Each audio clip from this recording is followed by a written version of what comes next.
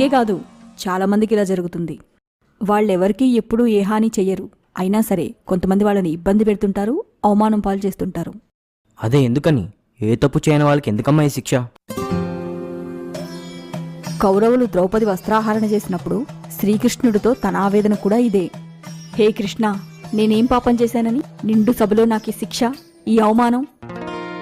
అందుకు శ్రీకృష్ణుడు, నువ్వు పాపాలు చేశావని శిక్ష కాదు, కౌరవులు చేసిన పాపాలు పండి వాళ్లకు శిక్ష పడే టైం వచ్చిందని అర్థం. నువ్వు కేవలం వాళ్లకు శిక్ష పడడానికి పాత్రధారివి మాత్రమే.